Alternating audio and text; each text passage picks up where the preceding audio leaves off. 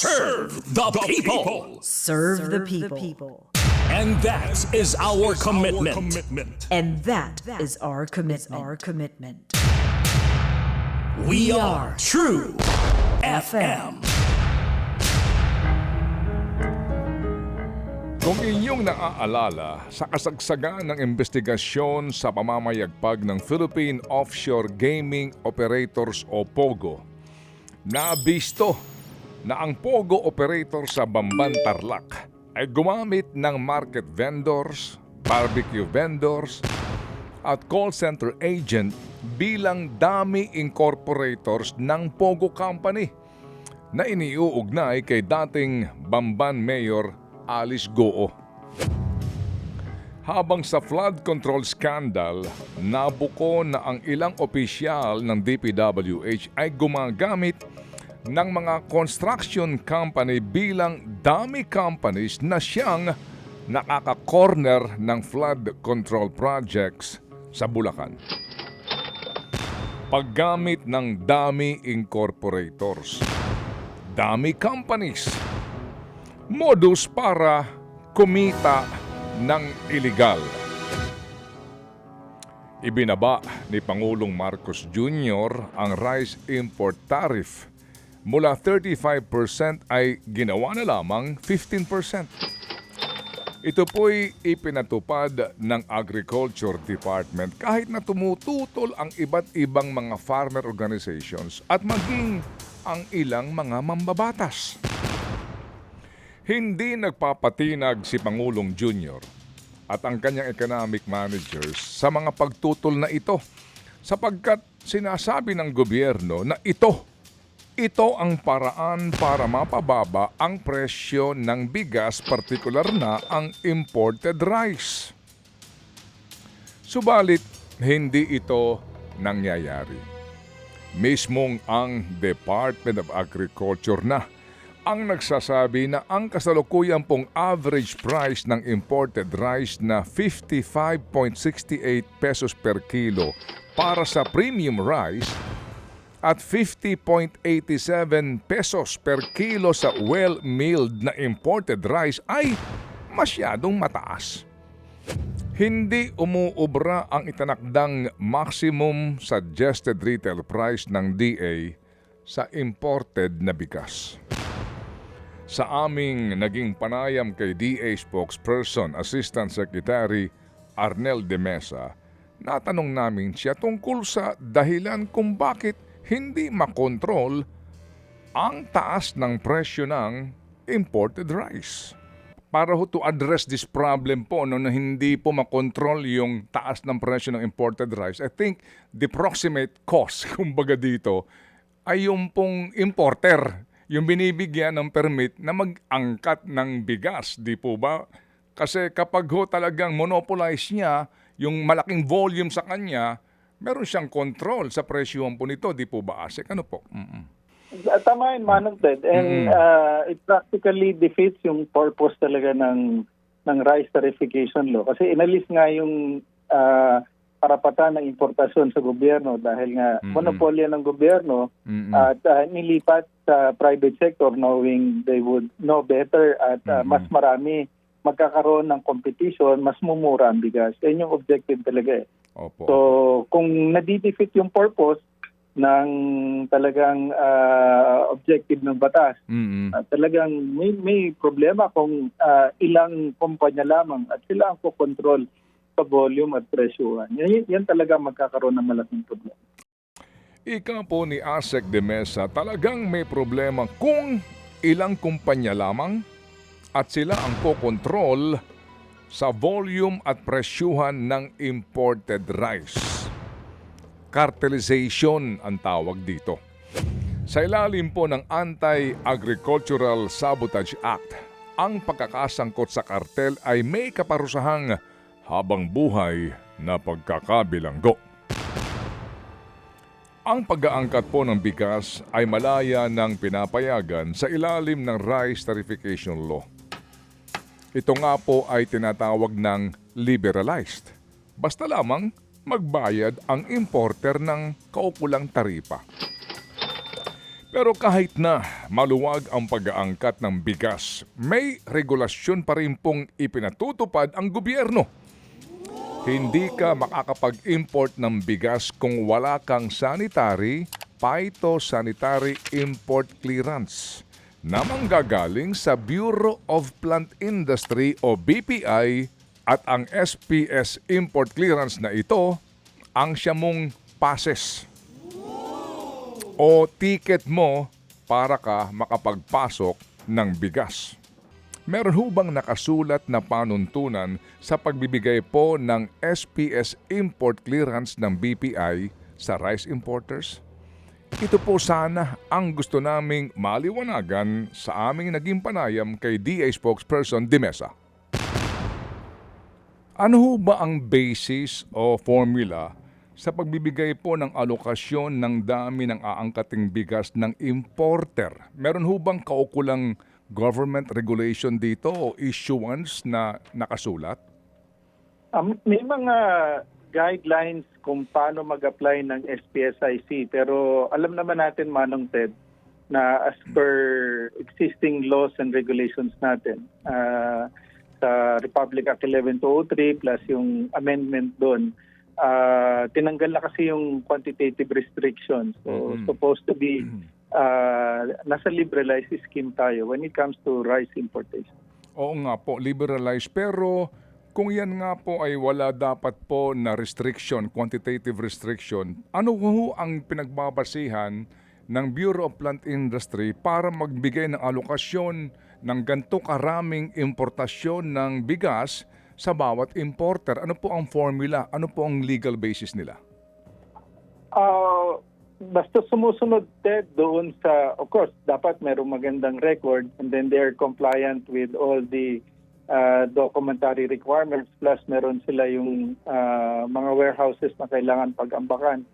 So part na rin yan sa minomonitor ngayon. Naglabas na in compliance dito sa agricultural Anti-Agricultural Economic Sabotage Law. Mas pinahigpit ngayon yung pagbabantay sa mga warehouses, hindi lang sa bigas, Manong Ted, kundi sa lahat ng agricultural commodities para matingnan talaga yung pagpasok, paglabas ng volume ng hindi lang na imported pati yung locally produced doon sa ating mga bodega. So yan yung mga ilan sa mga, but I have to check yung full requirements ng Bureau of Plant Industry for all the requirements. Opo. So, sir, to answer my question, wala talagang written formula rito or issuance na nanggagaling sa DA kung ano ba ang mga dapat pagbasehan. At binibigay na lamang yung discretion sa Bureau of Plant Industry kung sino ang bibigyan nila ng alokasyon sa rice importation. I-check ko yan, Manong Ted, pero again, as per the rice tarification law, depende rin kasi sa kakayahan ng isang importer. Hindi naman basta bibigyan mo siya ng ganito karami. So may mga batayan din kung gaano yung volume na pwedeng i-import, base rin sa kakayahan nila na mag-import at base rin sa experience nila sa mga nakalipas na panahon. Ang aking nga pong katanungan ay paulit. Ano nga ba ang panuntunan ng BPI para sa pagbibigay po ng alokasyon na may kaukulang pong SPS import clearance sa dami nga po ng aangkating bigas ng isang importer? Kung meron yan, tayo po'y diretsahan ng sinagot. Talaga bang discretion lamang o nasa pagpapasya ng Bureau of Plant Industry na pinamumunuan ng isang Glenn Panganiban sa kung sinong importer ang makapag-aangkat ng ganoong karaming bigas? Nagbigay po ng datos ang Agriculture Department sa mga rice importer noong pong December ng 2025. Laman nito ang alokasyon ng bawat rice importer para sa taong 2023, 2024 at 2025. Hango po sa datos na ito, nakuha namin ang inaasahang alokasyon ng bawat importer sa 450,000 metric tons na dami ng bigas na dapat angkatin sa buwan ng Enero ngayong taon. At sa parehong volume na 450,000 metric tons na rice import para sa buwan ng Pebrero. Lumalabas na 57% nito o higit kalahati ng alokasyon ay napunta lamang sa 20 rice importers. Suma total, ang 78.87% ng kabuuang import allocation ay mapupunta lamang sa 40 rice importers. Ang matitirang latak ay paghahati-hatian ng 145 rice importers.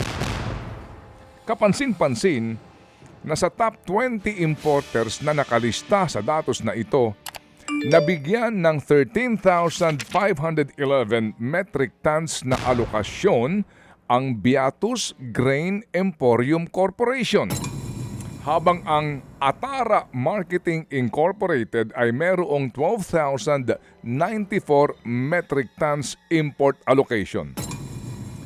Noong pamampung nagdaang taon, ang Senate Committee on Agriculture ay nagsimula ng mag-imbestiga tungkol sa agricultural smuggling. Si Senador Kiko Pangilinan, na siyang committee chairman, ay tumukoy na sa red flags ng pagkakaugnay ng iba't ibang rice traders at importers sa iisang may-ari. Sa nagdaang pong hearing noong Oktubre na naulit sa pinakahuling pagdinig nito lamang Pebrero, tinukoy po ni Senador Pangilinan ang mga kumpanyang Beatus Grain Emporium Corporation, Atara Marketing Incorporated, Manus Dei Resources Enterprises at Horizon Free Enterprise na may kaugnayan sa isa't isa. Ang mga bigas po na pinarating ng naturang mga kumpanya ay inihahatid sa mga bodega ng Arvin International Marketing na pag-aari ng isang Joseph Yao, na siya ring may-ari ng Renzi International Marketing Incorporated na isa ring rice importer. Ang opisina po ng Atara, Manus at Horizon ay nasa iisang kalsada lamang sa Maynila. Ang mga direktor ng mga nabanggit na kumpanya ay magkakaugnay ika pa ng senador. Partikular pong nalantad ang isang Raisa L. Lumbang ng Lubao, Pampanga, ang nakalistang corporate secretary ng Atara Marketing, gayong sinasabi nito sa pagdinig po na siya'y dating factory worker at kasalukuyang walang trabaho. Habang ang kanya po namang dating mister na isa pong jeepney driver ang siyang corporate secretary ng Beatus Grain Emporium. Pareho po ang kanilang address sa Lubao, Pampanga. Kaya't nakapagtataka umano kung papaano nga daw nakapagbayad ang Beatus ng 4 na milyong piso para makakuha ng SPS import clearance. Ayon sa Senate Committee on Agriculture, ang Atara Marketing ang number 1 rice importer noong 2024 na nakapagbayad ng halos 1.6 billion pesos na duties and taxes. Habang ang Beatus Grain Emporium ang siya namang number 1 rice importer noong 2025 at nakapagbayad ng 1.028 billion pesos na duties and taxes. Mga rice importer na bilyon ang mga transaksyon, gayong ang mga corporate secretary on record ay factory worker at jeepney driver. We have records here that, for example, there are 4 companies: Beatus, Atara, Horizon, and Manus Dei, and they have interlocking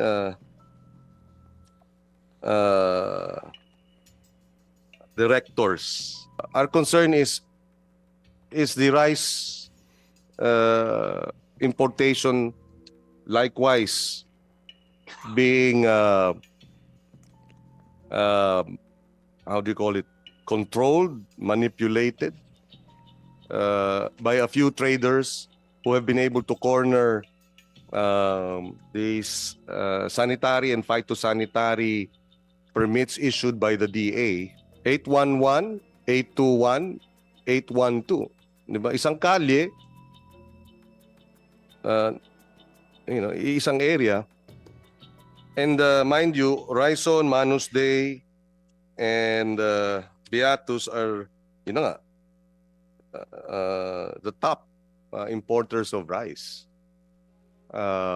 So, how do you explain they happen to be in the same address, they happen to be interlocking directors, or it appears to be interlocking directors? Of course, this is not definitive and conclusive, but there are red flags showing that there are interlocking corporations, importers, who seem to be working together to bring in the rice and to make the most out of the opportunity of their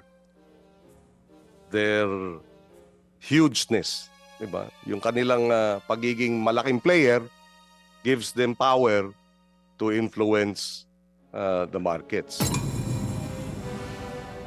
Pag sobra nga naman daw yung volume mo, you influence the market. Present po sa hearing na iyon si Joseph Yao. Mariin niyang itinatanggi na may sabwatan na nangyayari sa mga kumpanyang nababanggit sa Senate hearing.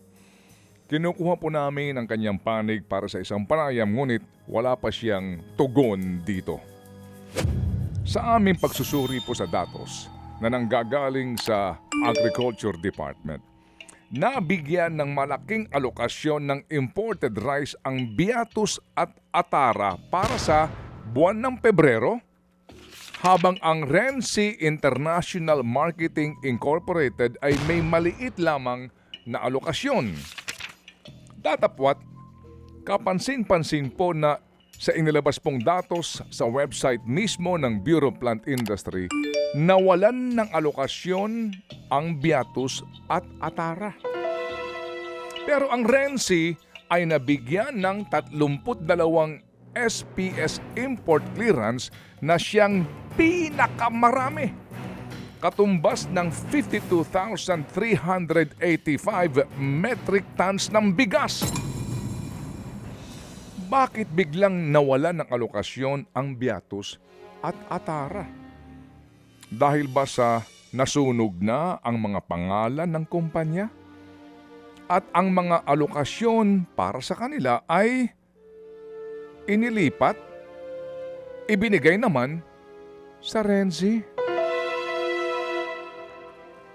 Talaga pong may question sa kung papaano nga ba ang pagdedesisyon sa pagbibigay ng karampatang alokasyon sa aangkating bigas ng mga rice importer. Mga kapatid, ang bawat metriko tonelada po ay mayroong 1,000 kilo.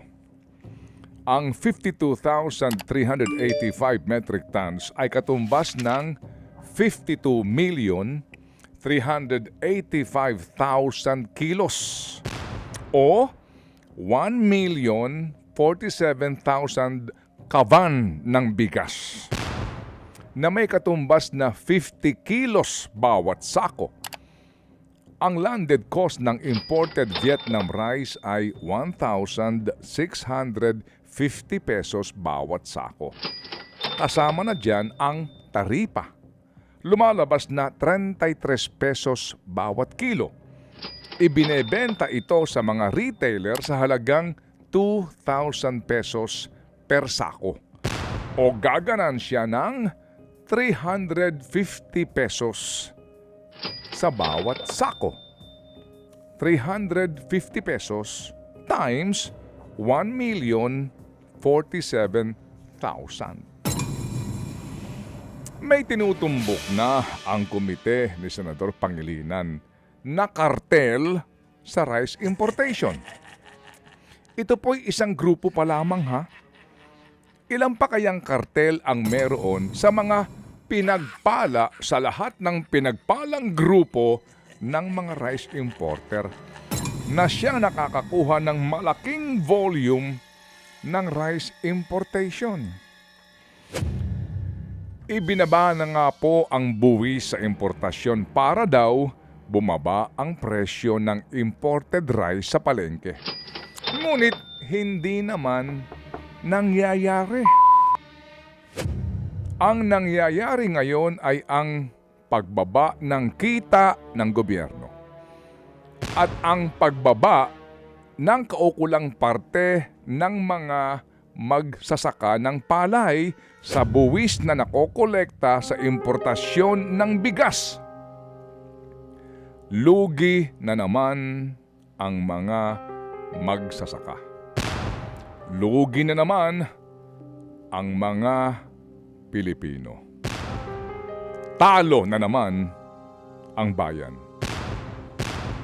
Ito ang nangyayari kapag ang pasimuno sa kartel at monopolya sa importasyon ng bigas ay mismong ang Department of Agriculture sa pamamagitan ng Bureau of Plant Industry. Malinaw na mayroong irregularidad, alokasyon sa importasyon. Isa na naman pong malinaw na modus ng korupsyon. Think about it. Mga kapatid, brothers and sisters, saan ka pa? Dito na tayo sa totoo. Dito na tayo sa True FM. Mga kapatid, mag-subscribe and follow po kayo sa social media accounts ng True Network PH. Yan po kami, hanapin nyo lang True Network PH, Facebook, Instagram, YouTube, TikTok, and podcast. Mapa Apple or Spotify man yan, mahahanap nyo kami. Lahat ng mga napapanood at napapakinggan nyo po sa programa, nasa social media accounts namin yan. So paano mga kapatid? See you sa social media!